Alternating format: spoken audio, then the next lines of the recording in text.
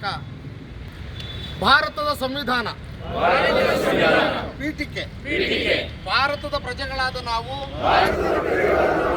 ಭಾರತವನ್ನು ಸಾರ್ವಭೌಮ ಸಮಾಜವಾದಿ ಜಾತ್ಯತೀತ ಪ್ರಜಾಸತ್ತಾತ್ಮಕ ಗಣರಾಜ್ಯವನ್ನಾಗಿ ರೂಪಿಸುವುದಕ್ಕಾಗಿ ಭಾರತದ ಎಲ್ಲಾ ಪ್ರಜೆಗಳಿಗೆ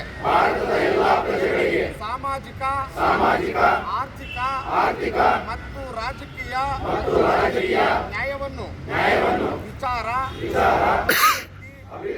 ನಂಬಿಕೆ ಧರ್ಮ ಮತ್ತು ಉಪಾಸನೆಯ ಸ್ವಾತಂತ್ರ್ಯವನ್ನು ಸ್ಥಾನಮಾನ ಮತ್ತು ಅವಕಾಶಗಳ ಸಮತೆಯನ್ನು ಉಪಾಸನೆಯ ಸ್ವಾತಂತ್ರ್ಯವನ್ನು ದೊರೆಯುವಂತೆ ಮಾಡುವುದಕ್ಕಾಗಿ ವ್ಯಕ್ತಿ ಗೌರವ ದೇಶದ ಏಕತೆ ಮತ್ತು ಸಮಗ್ರತೆಗಾಗಿ ಎಲ್ಲರಲ್ಲಿ ಭ್ರಾತೃತ್ವ ಭಾವನೆಯನ್ನು ಮೂಡಿಸುವುದಕ್ಕೆ ದೃಢ ಸಂಕಲ್ಪ ಮಾಡಿ ನಮ್ಮ ಸಂವಿಧಾನ ಸಭೆಯಲ್ಲಿ 1949ನೇ ಇಸ್ವಿಯ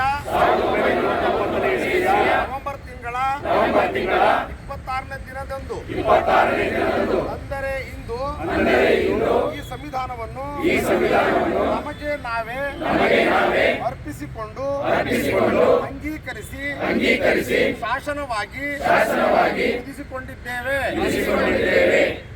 ಜೈ ಭೀಮ್, ಜೈ ಭೀಮ್, ಜೈ ಭೀಮ್.